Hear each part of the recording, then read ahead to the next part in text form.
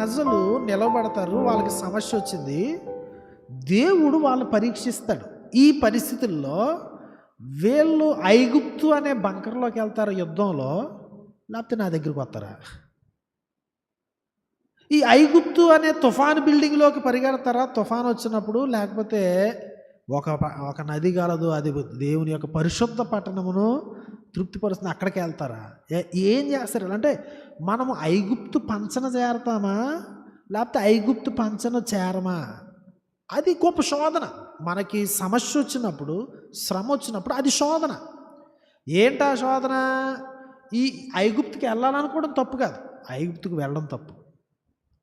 అంటే ఆలోచన వస్తుంది, ఆశ్రయంగా కనుక వెళ్తే బాగుంటుందేమో అని భజ్జన పడడంలో తప్పులేదు.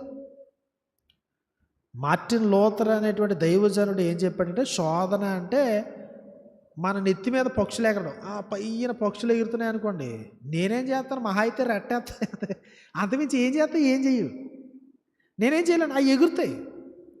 కానీ ఆ పక్షులు వచ్చి నా నెత్తి మీద గూడు పెట్టుకోకుండా మాత్రం నేను చేయగలను. సో ఆలోచనలు వస్తాయి, ఇది చేయొచ్చా అది చేయొచ్చా అని నెత్తి మీద అలా ఎగురుతూ ఉంటాయి, అది ప్రాబ్లం లేదు. కానీ ఆ ఆలోచన నేను పొదిగాను అనుకోండి, నా నెత్తి మీద గూడు పెట్టుకునేలా చేశాను అనుకోండి, అది పాపం.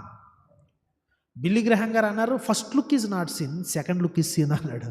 ఒకసారి నువ్వు చూసావు, ఓకే, అది తప్పు కదా, ఎందుకంటే నువ్వు అనుకోలేదు. కానీ రెండోసారి కూడా మరలా చూద్దాం అనుకున్నావు చూడు, అది పాపం.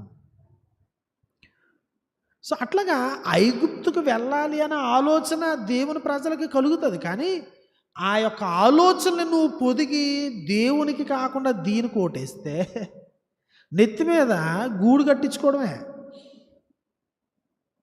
పాపంలో పడిపోతాం. యాకోబు పత్రిక 1వ అధ్యాయంలో అదే అనమాట. ఈ శోధన అనేది నీకు వస్తుంది, ఆ ఆలోచన నువ్వు పొదికి దురాశ చేత ఏదో చేస్తే అది పాపం దగ్గరికి వెళ్తుంది. ఆ పాపం ఎక్కడ తీసుకెళ్తుంది అంటే మరణం దగ్గరికి తీసుకుని వెళ్తుంది. సో దేవుని ప్రజల ఎదుట ఉన్న శోధన ఐగుప్తు అనేటువంటి ఆశ్రయపురము, ఆశ్రయ పట్టణం, ఐగుప్తు అనే బంకర్, ఐగుప్తు అనే తుఫాను బిల్డింగ్ దగ్గరికి మనం వెళ్తామా?